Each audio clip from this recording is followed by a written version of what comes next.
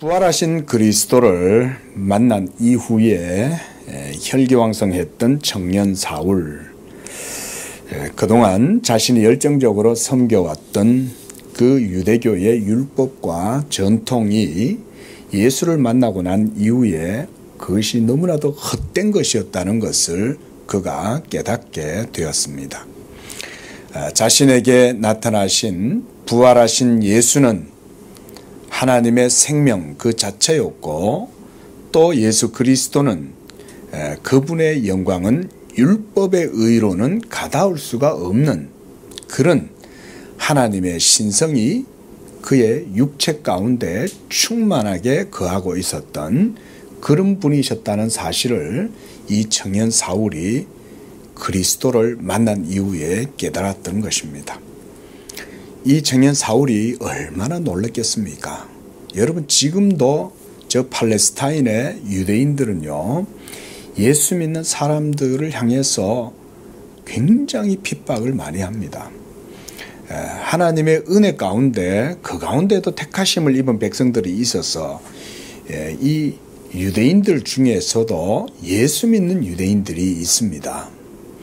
제가 벌써 좀 됐는데 그 예수 믿는 유대인 사역자예요. 목사님이 된 거예요. 근데 이분은 이제 회심하기 전에, 예수님을 만나기 전에도 자기도 그렇게 예수 믿는 사람들을 박해하고, 그래서 예수를 메시아로, 여호와로 인정하지 못하고, 그렇다가 예수님을 만나고 이후에 이제 자기들의 동족 안에서, 그러니까 지금의 이제 그 팔레스타인이죠.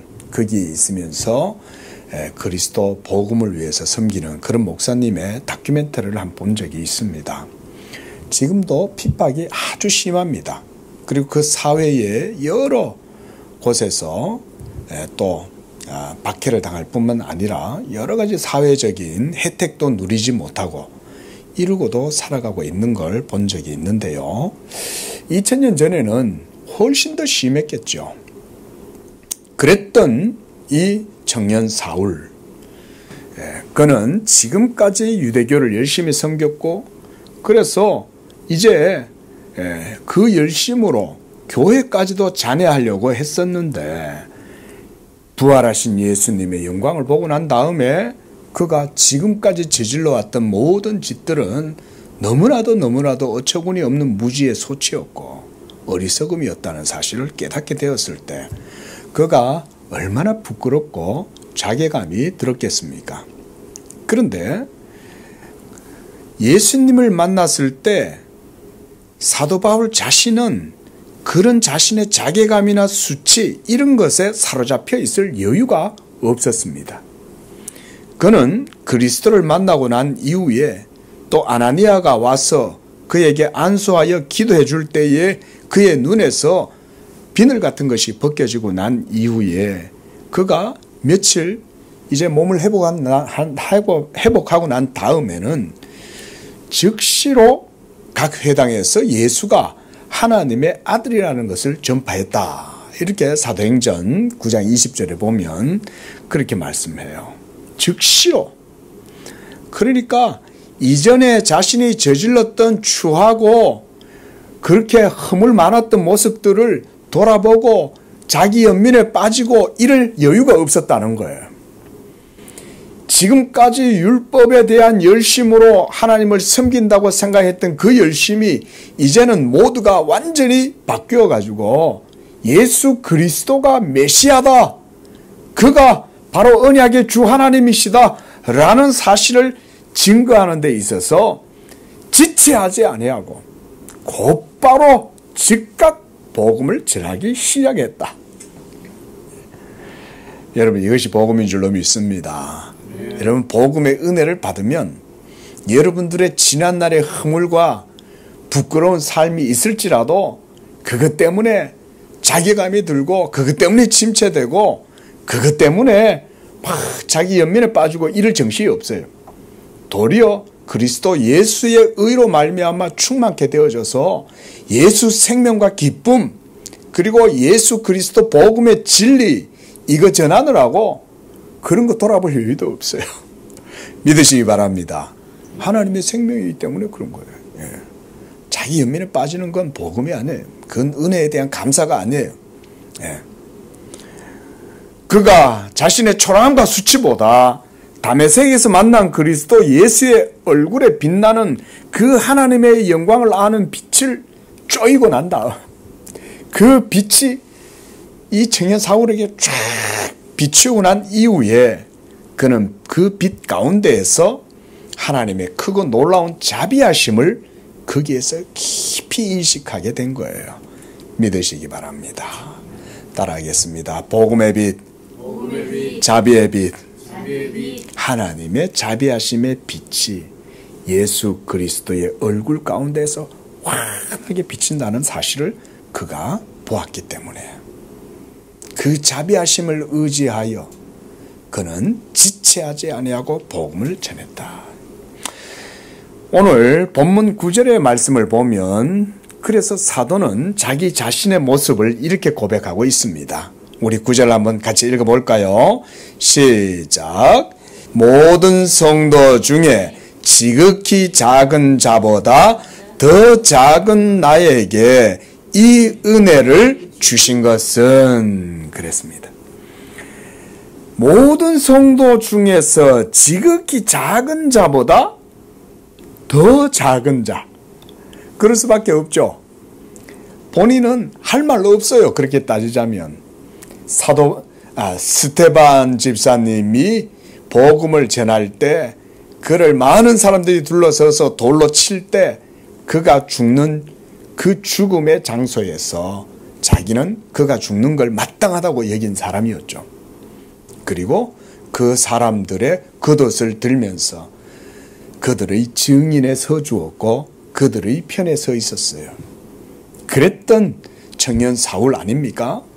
그러니까 저는 청년 사울이 일평생토록 저는 스테반의 그 돌에 맞아 죽어가는 장면을 잊지 못했을 거라고 생각을 합니다. 그런데 그것 때문에 그는 침체되거나 무너지지 않았어요. 도리어 하나님의 은혜가 그것보다 훨씬 더 큰 거예요. 하나님의 은혜가 나를 세워준다. 내가 비록 가장 연약하고 부족한 자 중에 부족한 자지만 하나님이 내게 주신 은혜 때문에 나는 이 복음을 위하여 살아간다. 이렇게 그가 고백했던 것입니다. 빌립보서 3장 5절의 말씀에도 보면 이런 사도 바울의 고백이 나와요.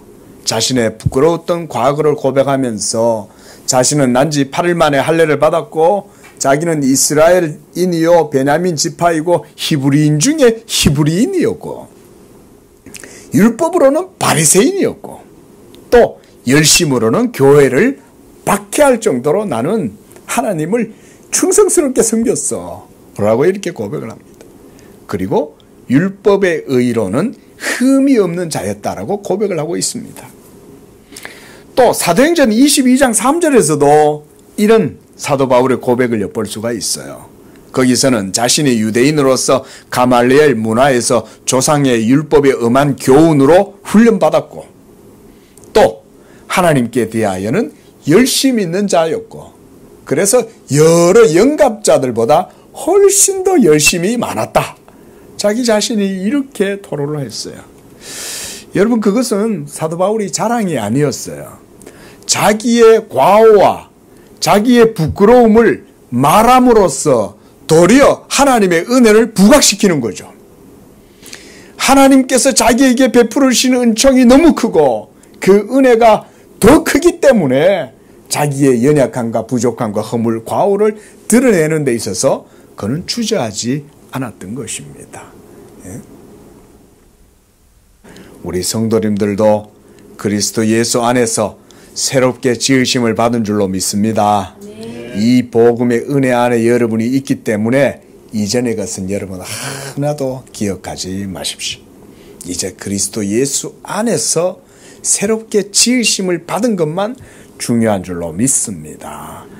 이렇게 철저히 유대교에 젖어 있었던 사울을 바울로 변화시켰던 것은 바로 부활하신 예수 그리스도가 아브라함과 이삭과 야곱의 하나님이었다는 사실을 그가 알았기 때문에 바로 그가 열심을 낼 수 있었던 것입니다. 부활하신 그리스도의 영광을 보고 난 이후에 바울은 즉시로 회당에서 예수가 하나님의 아들이라는 것을 전파했고 하나님의 복음이 부요하고 탁월한 영광을 갖고 있다는 것도 알게 되었습니다. 복음의 영광.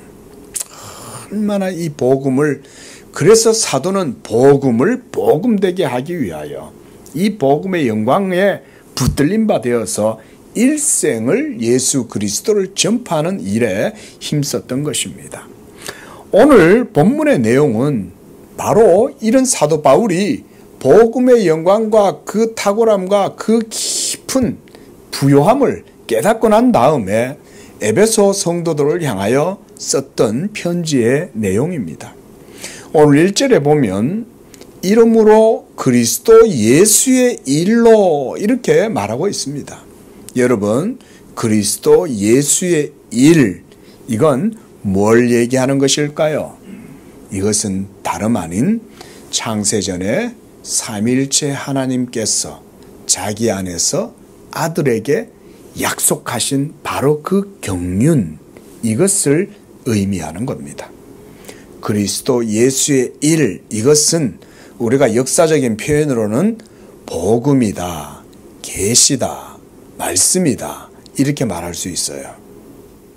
그런데 이 그리스도 예수의 일이란 바로 하나님 자신의 일이고 아버지께서 아들에게 주신 명령, 계명, 바로 이런 것들이 바로 그리스도 예수의 일입니다. 이 일이 언제부터 시작되었냐? 만세전에 온 우주 만물이 창조되기도 전에 삼위일체 하나님 안에서 아버지께서 아들에게 허락하신 그 약속의 말씀, 우리가 지금 언약사 강론 시간이죠. 바로 이것이 하나님께서 예수 그리스도로 말미암아 행하시고 이루시게 될 그 일인 것입니다. 오늘 이 일에 대해서 사도 바울은 본문을 통해서 증거하고 있는 거예요. 먼저 보면 2절 중반절에 보면 너희를 위하여 내게 주신 하나님의 은혜의 경륜, 이 경륜이 그리스도 예수의 일입니다. 그리고 또 이 경륜에 대해서는 3절에 계시로 하나님께서 그 비밀을 알게 하신 것이다. 그러니까 이 경륜은 비밀이었던 거예요. 그래서 4절에 보면 내가 그리스도의 비밀을 깨달은 것을 너희가 알 수 있으리라 그랬죠. 이 그리스도의 비밀이 또한 1절에 나오는 예수의 일이에요. 그러니까 이것은 원래 감추어져 있었던 거예요. 이 세상에 소크라테스든 이 세상에 피타고라스든 이 세상에 공자님이든 이 세상에 그 어떤 지혜로운 철학자나 현자도 이것은 깨달을 수 없고 상상할 수도 없는 일이에요. 그래서 5절에 보면 이제 그의 거룩한 사도들과 선지자들에게 성령으로 나타내셨다. 여기에서 이제라는 말을 여러분들이 주목해야 됩니다. 이제라는 말은 지금 일어났다 이 말인 거예요. 그 이전에는 드러나지 않았다는 말인 거예요. 어디에서도 그 연원을, 루트를 찾을 수가 없는 거예요. 여러분, 복음의 기원은 어디로서 나온 겁니까? 하나님 그분 자신에게서 복음은 나오는 거죠. 이 세상에 그 어디에서도 이 복음의 출처는 찾을 수가 없어요. 하늘의 하나님만이 자기 자신 안에 이 비밀을 품고 계셨고 이제 때가 되면 하나님께서 이제 그의 거룩한 선지자들과 사도들을 통해서 이것을 나타내실 때 성령으로 나타내셨다. 성령은 진리의 영이잖아요. 성령은 하나님의 깊은 모든 것을 통달하는 통달의 영이시잖아요. 하나님의 모든 것을 아시는 성령이 사도들과 선지자들에게 이 그리스도의 비밀을 알리셨다 그랬습니다. 그래서 그 하반절, 오전 하반절을 보면 다른 세대에 대해서는 사람의 아들들에게 이 복음의 비밀이 알려지지 않았다 이 말인 거예요. 다른 세대는 이 복음을 알리지 않으신 거예요. 오직 하나님께서 자기의 택하신 백성들 가운데에서 이 복음의 비밀을 간직하시다가 드러내셨다. 먼저는 아브라함에게서 그것을 증거하셨고, 이건 좀 이따 볼 겁니다. 또 이삭과 야곱을 통해서 이 언약이 복음이 계속해서 전승되고, 그래서 다윗에게 이르고 다윗 이후에 계속 이 복음이 이스라엘 가운데 보존되다가 로마의 시대 때 예수 그리스도께서 성육신 하셨으므로 그때 비로소 이 복음이 그 영광이 그리스도의 성육신 가운데 충만하게 드러나게 되었다. 요한복음 1장 14절 말씀이 육신이 되어 우리 가운데 거하심에 우리가 그의 영광을 보니 아버지의 독생자의 영광이요 은혜와 진리가 충만하더라. 예수 그리스도의 성육신에서 이 복음의 영광의 절정이 거기에서 드러나게 된 거예요. 이걸 우리가 클라이막스다, 계시의 절정이다 이렇게 말해요. 하나님께서 이 모든 날 마지막에 아들로 우리에게 말씀하셨다.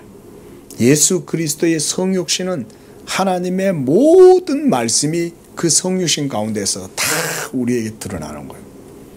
여러분 얼마나 놀랍습니까? 그렇죠? 하나님께서 이 일을 위해서 만세 전부터 이 일을 예비하셨던 거예요. 성육신을 위하여. 이 성육신의 이 때를 준비하기 위해서 하나님께서 아담이 타락하고 난 이후부터 시작해서 이스라엘의 모든 구속의 역사 속에 하나님께서 장차 메시아가 이 땅에 올 것이다. 하나님의 아들이 이 땅 가운데 올 것이다.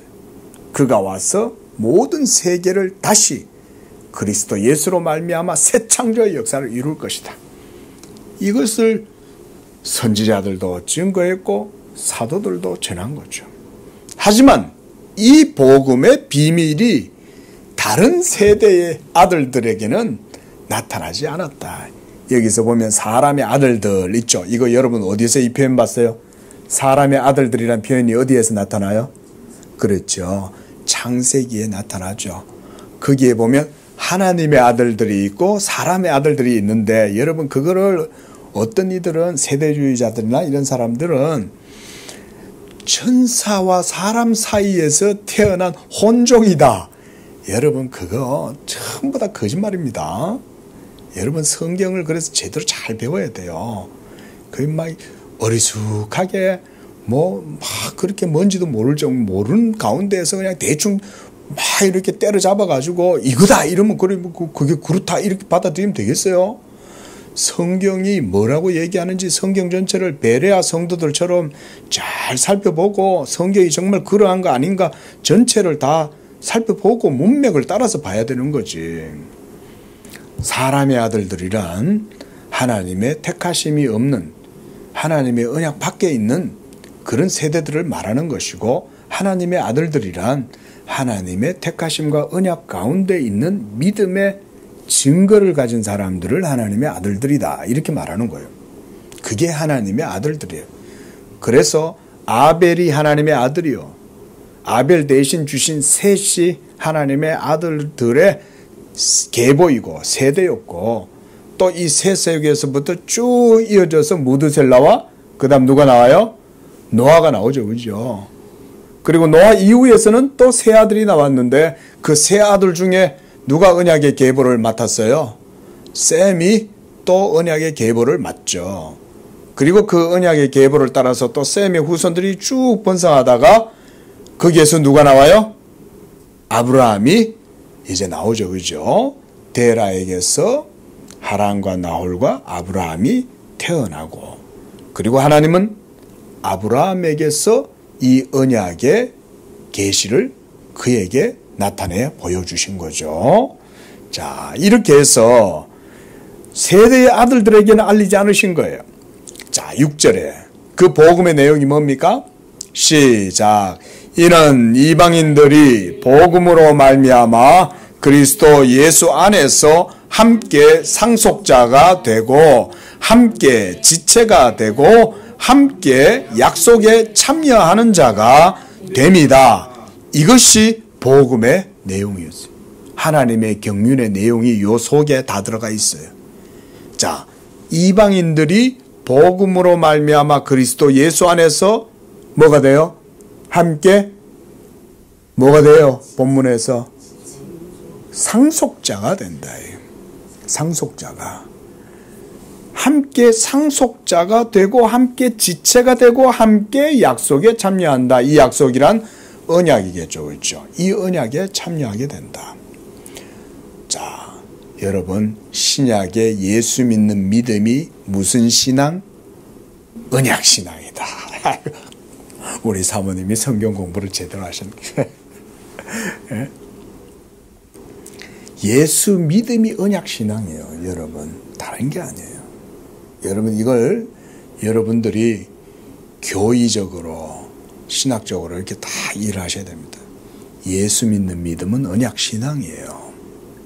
예수 믿는 믿음은 여러분 그냥 여러분들이 믿음이 되었다가 아니에요. 내가 믿으니 내 의지를 따라서 내 결정을 따라서 내 어떤 경험과 어떤 내 삶의 길을 따라서 노선에 따라서 내가 믿음을 갖게 되었다. 이런 건 언약 믿음이 아니에요. 하나님의 부르심과 택하심을 따라서 난 믿음. 그 믿음으로 하나님을 믿으니 그게 바로 언약 신앙이 되는 거예요. 내가 예수를 주로 고백하고 예수 그리스도가 나의 주 나의 하나님이시고 그로 말미암아 내가 하나님을 아버지로 모신다. 벌써 그 사람은 언약 가운데 있는 거예요. 응? 믿으시기 바랍니다. 그래서 예수 믿음이 바로 언약 신앙이에요. 이 예수 믿음의 언약 신앙이 누구에게 전파되었냐? 아브라함에게 전파되었다 그랬습니다. 우리 다 아는 내용이겠지만 다시 갈라디아서 말씀으로 찾아가 보겠습니다. 3장입니다. 자, 여러 얘기가 있겠지만 간단하게 요지만 보겠습니다. 3장 7절 시작. 그런즉 믿음으로 말미암은 자들은 아브라함의 자손인 줄 알지어다. 사도가 여기서는 믿음으로 말미암은 자들이요. 이 사람들이 아브라함의 자손들이라고 얘기하는 거죠. 그 다음 8절입니다. 시작. 또 하나님이 이방을 믿음으로 말미암아 의로 정하실 것을 성경이 미리 알고 먼저 아브라함에게 복음을 전하되 모든 이방인이 너로 말미암아 복을 받으리라 하였느니라. 그러므로 믿음으로 말미암은 자는 믿음이 있는 아브라함과 함께 복을 받느니라. 여러분 어때요? 사도 바울이 뭐라고 말했어요? 예수 믿는 사람들은 언약 신앙이다. 지금 그 말하고 있는 거죠. 그리고 그들의 믿음이 하나님의 언약 신앙인 것이 누구하고 같다는 거예요? 아브라함과 같다는 거죠. 그리고 여기서 사도 바울은 아브라함의 언약 신앙을 뭐라고 설명하냐면 8절 중반절에 성경이 미리 알고 먼저 아브라함에게 뭘 전했다고 그래요? 복음을 전했다는 거예요. 여러분, 이 사도 바울의 아브라함에 대한 이 해석은 매우 뛰어난 겁니다. 이것은 계시가 아니면 이렇게 해석할 수가 없는 거예요. 제가 설교 서문에 청년 사울이 율법이 열심히 했고 율법 아래에서 영갑자들보다 훨씬 열심히 있었다 그랬죠. 그가 그렇게 율법의 행위로는 흠이 없는 유대인 중에 유대인, 히브리인 중에 히브리인이었다. 이렇게 자부할 정도였지만 그는 이 사실을 알았어요? 몰랐어요? 아브라함의 이 언약은 아브라함을 통해서 많은 민족이 믿음으로 말미암아 복을 받으리라고 한 그 복음에 있다는 것을 몰랐다는 얘기죠. 그러니까 율법 행위에 사로잡혀 가지고 하나님을 섬기면 복음의 핵심 내용을 이해를 못하는 거예요. 하지만 율법 행위가 아니라 예수 그리스도를 믿음으로 말미암아 의롭다함을 얻게 된다는 이 복음을 굳게 붙들면 하나님의 언약이 어떤 것이고 그리스도 예수 복음의 부요함, 그 복음의 영광, 그 복음의 탁월함이 어떤 것인가를 성경을 통해서 볼 수가 있는 거예요. 성경을 펼쳐놓고도 유대인들은 거기에 나타나는 그리스도를 보지를 못하는 거예요. 이는 그들로 보기는 보아도 보지 못하고 듣기는 들어도 깨닫지 못함으로 하나님이 보는 눈과 듣는 귀와 깨닫는 마음을 그들에게서 덮어버린 거예요. 이게 바로 율법의 베일이죠. 이 율법의 베일이 그들의 마음 눈을 덮어버림으로 그들이 깨닫지를 못하는 거예요. 하지만 놀랍게도 이 율법 속에 계시되어 있는 그리스도를 볼 수 있는 눈을 가진 사람들이 있더라는 거예요. 그들이 누구냐? 이방인들이에요. 유대인들은 깨닫지 못했는데 이방인들은 이 복음의 부요함과 풍성함을 깨닫게 되었다.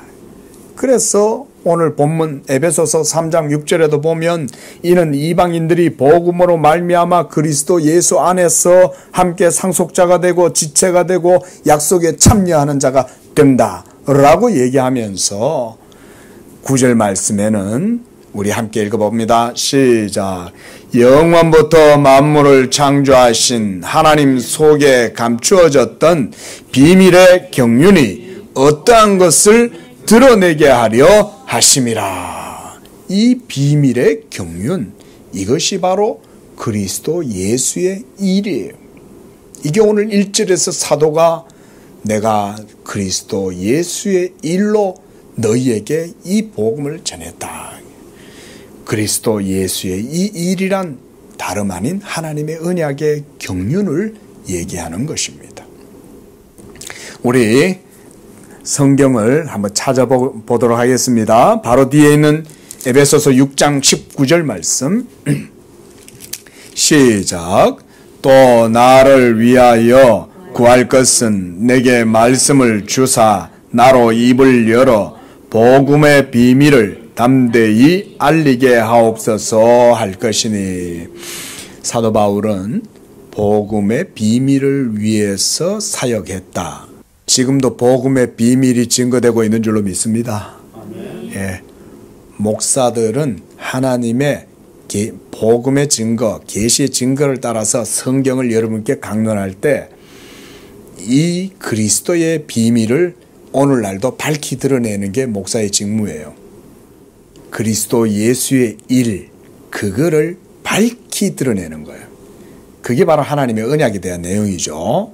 여러분들은 그것을 듣고 여러분들의 믿음이 언약 가운데에서 온전하게 늘 유지되고 그 가운데에서 하나님의 언약 백성으로서의 삶을 살고 언약의 복을 누리는 것도 그 가운데의 믿음이 그 언약의 삶을 살게 하는 거예요. 한 번 더 찾아봅니다. 이번에는 에베소서 뒤에 골로새서 1장 26절입니다. 이 비밀은 만세와 만대로부터 감추어졌던 것인데 이제는 그의 성도들에게 나타났고 다음 하나님이 이로 말하여금 이 비밀의 영광이 이방인 가운데 얼마나 풍성한지를 알게 하려 하심이라. 이 비밀은 너희 안에 계신 그리스도시니 곧 영광의 소망이니라. 그 다음 4장 3절 4장 3절입니다. 시작. 또한 우리를 위하여 기도하되 하나님이 전도할 문을 우리에게 열어주사 그리스도의 비밀을 말하게 하시기를 구하라. 까지. 자, 이 우리가 읽었던 이런 말씀들 외에도 사실은 성경 속에는 그리스도의 비밀에 대한 많은 증거들이 있습니다. 또한 에베소서 5장 32절에 보면 이 비밀이 크도다. 사도는 이 복음, 하나님의 언약의 경륜을 비밀이다 이렇게 말했고요. 또 디모데전서 3장 16절에서도 크도다 경건의 비밀이요 이렇게 말씀했습니다. 여러분, 복음은 그래서 비밀입니다. 그런데 이 비밀이라는 것은 무슨 밀교나 무슨 신비주의 종교에서 말하는 그런 게 아니에요. 그런 의미가 아니라 하나님만이 이것을 알고 계시고 이게 너무나 귀한 거예요. 이 복음은 하나님께 너무나 가치 있는 거예요. 그래서 저는 우리 양재교회도 복음을 최상의 가치로 여기는 줄로 믿습니다. 하나님이 가장 귀하게 여기는 거예요. 저는 어려서 교회에서 자랐지만 하나님에 대한 소리는 많이 듣죠. 맨날 매주 이제 부모를 따라서 교회를 가니까 도대체 하나님은 어떤 분이고 도대체 하나님은 뭘 하시는 분이야. 아니 하나님이 천지 만물을 창조했다면 이거 모든 거 다 하나님이 지었는데 하나님이 이게 뭔 필요가 있겠어. 이런저런 생각을 했었죠. 근데 그런 생각도 어리숙하고 연약하니까 그런 생각을 하는 거죠. 그런데 그리스도의 은혜를 알고 이 복음의 빛의 조명을 받으니까 하나님께서는 자기의 영광을 위하여 큰 일을 계획하셨을 뿐 아니라 지금도 자기의 영광을 위해서 하나님이 자기 열심으로 이 일을 하고 계시는구나. 그게 바로 생동감 있고 역동적인 다이나믹한 그 복음이 바로 하나님의 말씀의 역사였던 거예요. 믿으시기 바랍니다. 복음이 그래서 비밀인 거예요. 이게 사람의 거듭나지 못한 이 세대의 아들들은 이걸 듣기는 들어도 깨달을 수가 없고 보기는 보아도 알 수가 없는 거예요. 그래서 사도 바울은 이 세상에 있는 육에 속한 사람들은 성령의 사람을 알지 못한다고 그랬어요. 육에 속한 사람은 성령의 일을 분별하지 못한다고 그랬어요. 그들이 보기는 보아도 깨달을 수도 없고 알 수도 없습니다 그랬어요. 왜? 그들은 하나님의 성령에 속한 사람들이 아니기 때문에. 하지만 하나님께서 이 세대 가운데 자기의 자비하심을 나타내시고 그의 은혜와 그의 기업을 누리도록 부름받은 사람들에게는 하나님께서 이 그리스도의 비밀을 그들에게는 깨닫게 해 주신다. 우리 예수 믿는 성도들이 그와 같이 하나님의 특별한 부르심 가운데 있게 된 줄로 믿습니다. 우리는 이것을 듣고 또 그걸 들으면 우리는 또 깨달아져요. 놀라운 건 그게 깨달아진다는 거예요. 그게 여러분 어떻게 깨달아지냐 이거죠. 그것은 역사를 초월해서 만세 전부터 삼일째 하나님 안에서 이루어진 일인데 그걸 오늘날 이 2024년 이 3월 달에 여기 계시는 여러분이 어떻게 그것을 듣고 영원한 하나님의 경륜을 깨달을 수 있게 되냐 이 말입니다. 오늘 본문 말씀에도 보면 사도는 그런 말씀을 합니다. 내가 이 비밀을 깨달은 것을 너희가 알 것이다 그랬어요. 어떻게 사도 바울이 복음의 비밀을 깨달았다는 것을 오늘날 살아가는 우리가 그것을 알 수 있을까요? 그것은 사도 바울 안에 역사하셨던 성령이 우리에게도 동일하게 역사하시기 때문에 우리는 이 그리스도의 진리, 이 비밀을 깨달을 수 있는 것입니다. 그래서 이 비밀은 오직 하나님의 교회 가운데에만 하나님이 공개하시는 은밀한 지식입니다. 여러분, 지금도 이 세상 가운데에서는 이 복음의 지식은 은밀하게 감추어져 있습니다. 우리 한 번 더 성경 말씀 볼까요? 고린도전서 2장입니다. 자, 7절 말씀. 자, 시작. 오직 은밀한 가운데 있는 하나님의 지혜를 말하는 것으로서 곧 감추어졌던 것인데 하나님이 우리의 영광을 위하여 만세전에 미리 정하신 것이라. 8절. 이 지혜는 이 세대의 통치자들이 한 사람도 알지 못하였나니 만일 알았다면 영광의 주를 십자가에 못 박지 아니하였으리라. 이 지혜는 하나님께서 은밀하게 감추어 놨다가 하나님의 택하신 자들을 위하여 하나님이 예비해 놓으신 거예요. 이게 너무 귀한 거예요. 그래서 이 진리를 하나님이 아무한테나 공개를 안 하는 거예요. 여러분, 우리가 세상에서도 희소성 이런 게 있잖아요. 그렇죠? 만약에 금이 저 냇가에 지천에 널려 있으면 사람들은 절대로 금을 귀하게 여기지 않을 것입니다. 그렇죠? 다이아몬드가 저 강변에 있는 차돌처럼 뭐 쉽게 찾아낼 수 있는 거라면 아마 다이아몬드는 차돌보다 단단하니까 그저 단단한 돌멩이 정도로 여길 것입니다. 그런데 다이아몬드를 하나 찾기 위해서 저 다이아몬드 광산에서 얼마나 많은 사람들이 땀을 흘리면서 심지어 생명의 위험을 무릅쓰고도 그 다이아몬드 찾으려고 애를 쓰죠. 그죠? 예? 복음은 그런 거예요. 하늘의 금광은 감추어져 있는 거예요. 사람들 가운데에 막 지천에 늘려가지고 보편적으로 모든 사람들에게 다 알려지고 그런 게 아니에요. 이 복음은 매우 매우 매우 특별한 거예요. 그리고 그 은밀한 복음은 하나님의 영광과 직결되어져 있어요. 심지어 하나님의 성정과도 연결되어져 있다. 저는 이렇게까지 표현을 합니다. 조금 위험한 표현일 수 있어요. 자칫하면. 근데 그런 의미가 아니에요. 그리스도와 연결이 되어 있다 생각하면 돼요.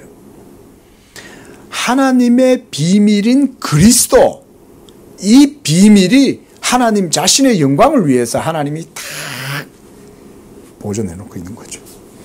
여러분 집에 귀한 거 남한테 함부로 보여줘요? 안 보여줘요? 잘 안 보여주죠. 그렇죠? 예? 자기 집에 귀한 건데 그거를 막 공적으로 떠벌리고 막 나타내고 이렇게 하지는 않잖아요. 하물며 이 복음은 하나님이 가장 귀하게 여기는 거예요. 그래서 최고의 가치를 하나님께서 그걸 통해서 누리시는 거기 때문에 하나님이 이 복음을 깊이 감추어 놓고 아무한테나 이걸 안 드러내 보이는 거예요. 그래서 거룩한 것을 돼지에게, 진주를 개에게 던지지 마라. 응? 던지면 어떻게 돼요? 하나님의 복음의 영광이 기스가 나고 훼손되는 거예요. 여러분 이 사실을 기억하십시오. 하나님은 자기의 영광과 자기의 의로우심과 이름을 위해서 이 복음이 이 세대 가운데에도 드러나기를 원하시지만 유니버셜하게 모든 사람들에게 다 개방이 돼가지고 다 알려지는 게 아니라는 사실. 여기에 복음의 긴장감이 있어요. 복음 그 자체는 역동적이고 살아있는 하나님의 말씀이기 때문에 이것이 아무렇게나 모든 사람에게 다 드러나지는 않습니다. 우리는 때때로 모든 사람이 다 예수 믿기를 원하고 기독교가 모든 세계에 다 보편적 질서 속에 기독교가 다 드려지면 좋겠다 라고 우리는 꿈꾸죠.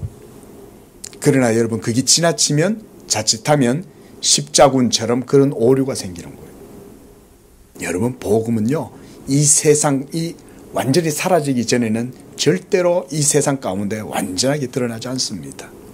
예수 그리스도께서 이 세상 가운데 다시 오시고 그래서 모든 세계가 그리스도의 불 앞에 싹 다 소멸되고 모든 죄와 사망이 그리스도 앞에서 완전히 제거가 된 다음에야 비로소 이 복음의 영광이 온 세계 가운데 생명과 의와 영광으로 충만하게 드러나지, 그때가 되기 전에는 여러분 완전한 하나님의 나라, 하나님의 통치, 하나님의 진리가 완전하게 드러나지 않습니다.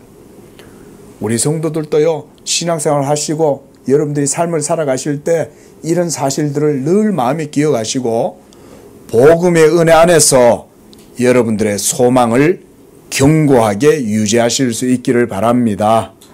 이 세대가 배역하고 불순종하고 점점 말세를 향하여 치달아갈지라도 여러분, 우리 예수 믿는 성도들은 의에 거하는 바 새하늘과 새 땅을 바라보면서 소망 가운데 이 복음의 영광이 완전히 드러나게 될 그날을 바라보는 거예요. 예.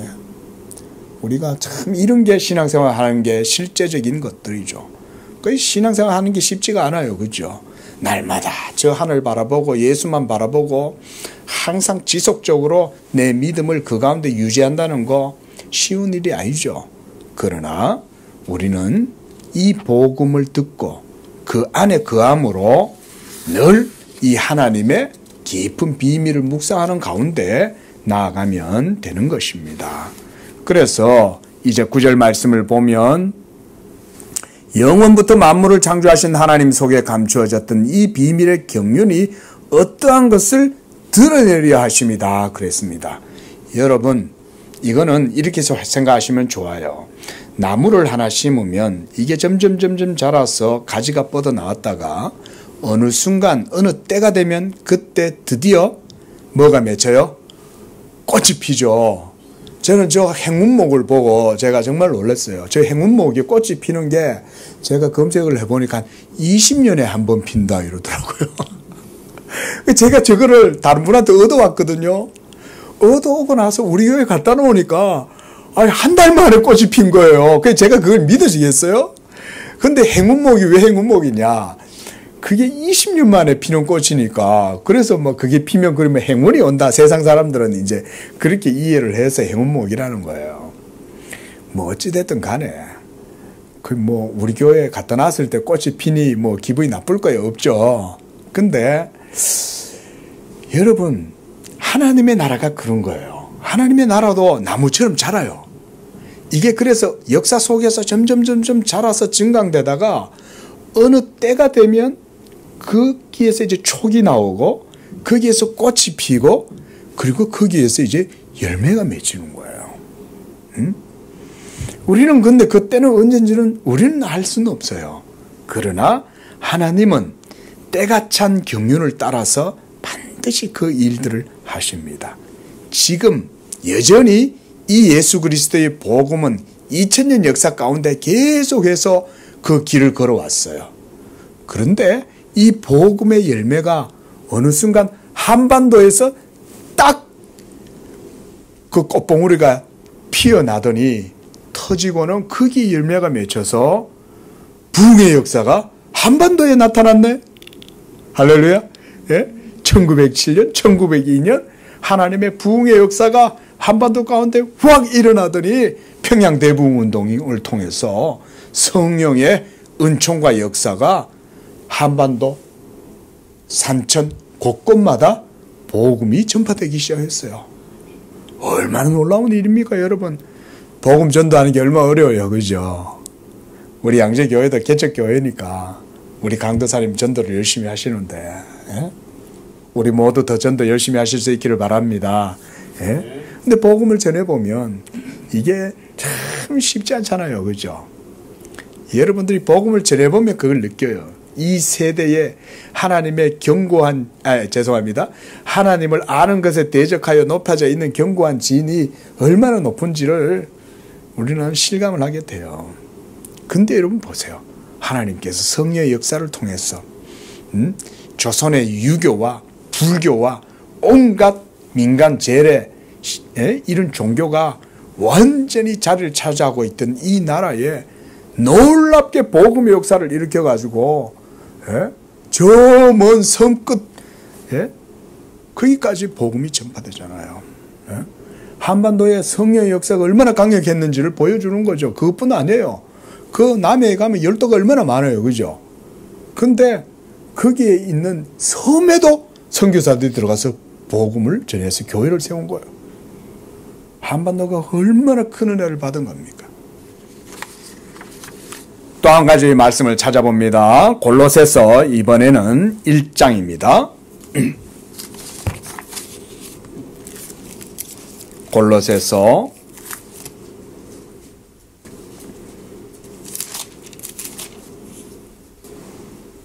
1장 15절부터 시작. 그는 보이지 아니하는 하나님의 형상이시요 모든 피조물보다 먼저 나신 이시니 만물이 그에게 창조되되 하늘과 땅에서 보이는 것들과 보이지 않는 것들과 혹은 왕권들이나 주권들이나 통치자들이나 권세자들이나 만물이 다 그로 말미암고 그를 위하여 창조되었고 또한 그가 만물보다 먼저 계시고 만물이 그 안에 함께 섰느니라. 그는 교회 몸인 교회의 머리시라. 그가 근본이시요 죽은 자들 가운데 먼저 나신 이시니 이는 친히 만물의 으뜸이 되려 하심이라. 또한 히브리서 1장 12절 말씀에도 이 모든 날 마지막에는 아들을 통하여 우리에게 말씀하셨다. 이 아들을 만유의 상속자로 세우셨다. 이렇게 말씀합니다. 여러분, 여기에 오늘 말씀에 핵심이 있습니다. 하나님께서 이 모든 세계를 창조하실 때 하나님 안에 있었던 일, 우리가 그것을 1절에서 그리스도 예수의 일이라고 그랬죠. 그 일이 뭐냐? 이것이 바로 언약의 내용이에요. 성경에는 이것을 증거하는 것들이 많이 있습니다. 우리가 지난주에도 봤지만 시편 2편, 또 시편 18편, 또 시편 110편 이런 말씀 속에 영원전부터 하나님 안에서 이루어졌던 이 삼위일체 하나님 안에서 이루어진 그런 신적 협약 그랬어요. 한번 따라하겠습니다. 신적 협약. 이 신적 협약이 만세전부터 삼위일체 하나님 안에서 있었습니다. 그 내용을 이런 시편들이 증거했는데 그게 뭐냐? 예수 그리스도를 만유의 상속자로 세우신 것입니다. 예수 그리스도를. 그래서 아버지께서 모든 만물을 다 아들에게 주신 거예요. 우리가 요한복음 안에서 바로 이런 내용들도 봐야 됩니다. 요한복음은 단지 로고스 신앙만 말하는 게 아니에요. 그 안에는 아버지와 아들 간에 이루어진 이 협약에 대한 내용들도 요한복음 안에는 많이 나옵니다. 예수 그리스도는 아버지와 동일 본질이시죠. 그런데 아버지와 아들이 하나이신데 이 아들이 아버지께서 아들에게 주신 계명의 말씀을 따라서 모든 일들을 다 이루시잖아요. 그때 아버지께서 아들에게 하신 약속의 말씀, 그 계명이 무엇이냐? 아들로 하여금 만유의 상속자가 되게 하신 것입니다. 여러분, 바로 이 복음이 아브라함에게 전파된 것입니다. 아브라함이 이것을 본 거예요.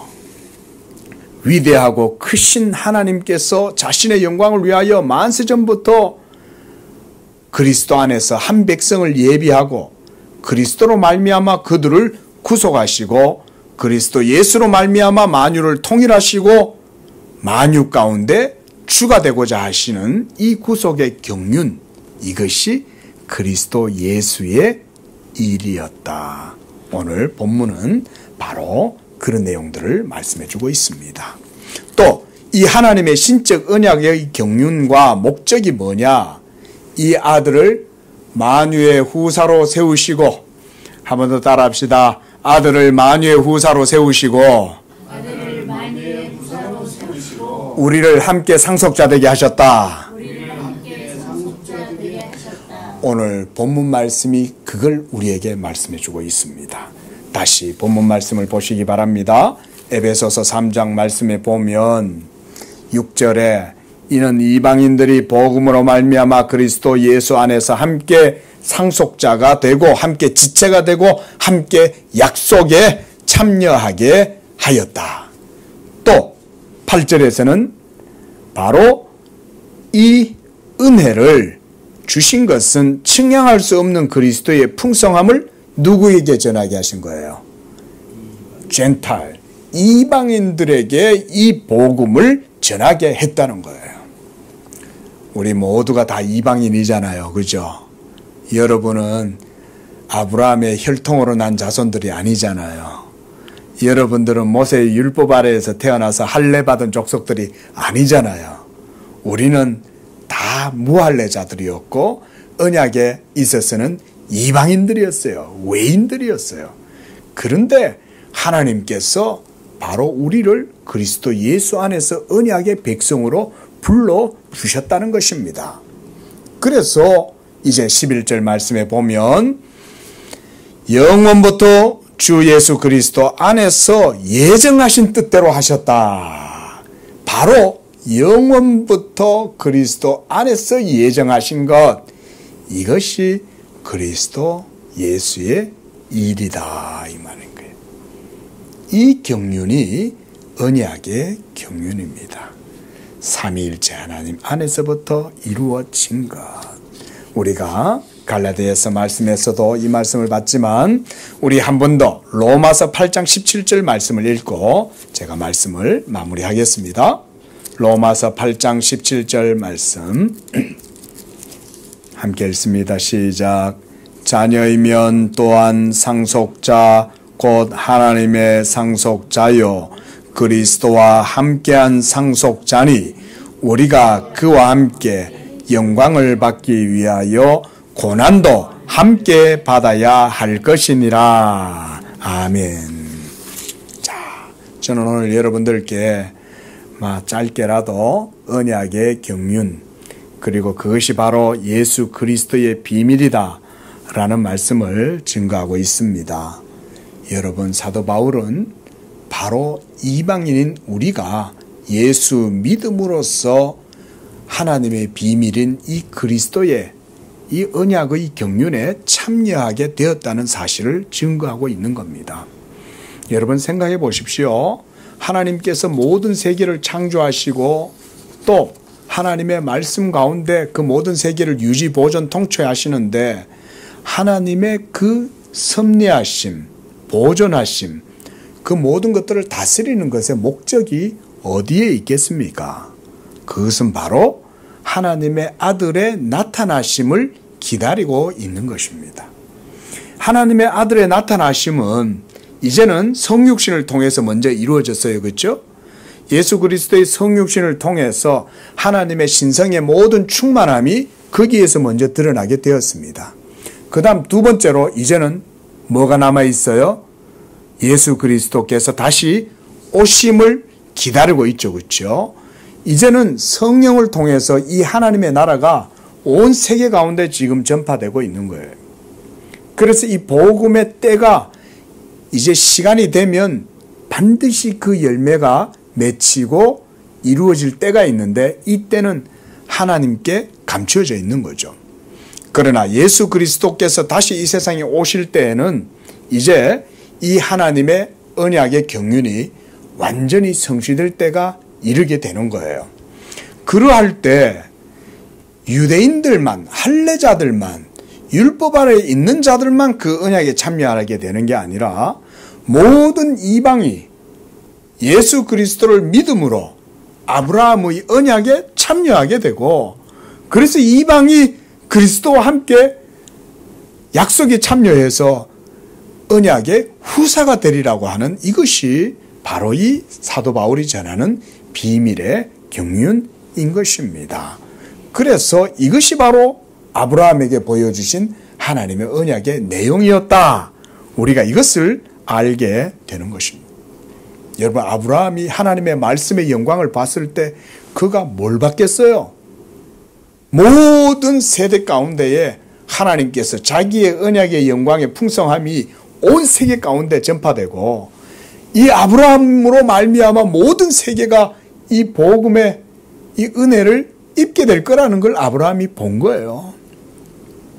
그래서 우리가 아까 보았던 것처럼 갈라디아서 말씀처럼 먼저 성경이 미리 알고 아브라함에게 복음을 전했다 그러는 거예요. 이게 사도 바울이 아브라함 언약을 이렇게 해석을 하는 거예요.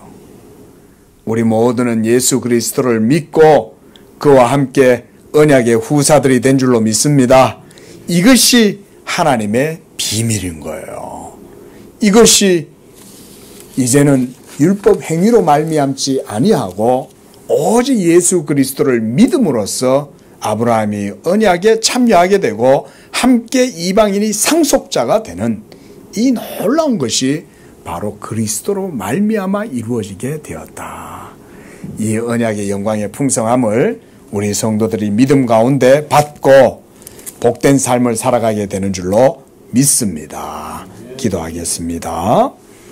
거룩하신 주 하나님 아버지, 지금도 살아계시고 하나님의 이 복음의 귀한 비밀한 경륜을 지금도 섭리 가운데 이루어 가시는 줄로 믿습니다.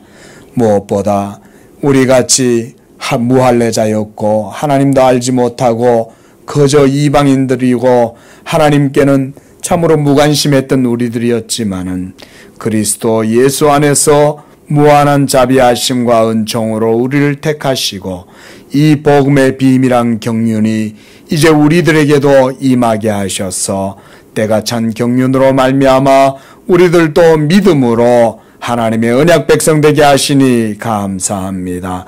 우리 성도들이 이 예수 믿음 가운데 하나님의 언약의 복을 누리게 하시며 그리스도와 함께한 언약의 상속자가 되었다는 것을 믿고 우리 성도들의 이 믿음의 삶이 복되게 하시고 우리 믿음의 삶을 통해서 하나님의 언약의 경륜이 이루어지는 복된 삶이 되도록 축복하여 주시옵소서. 예수님의 이름으로 기도합니다. 아멘.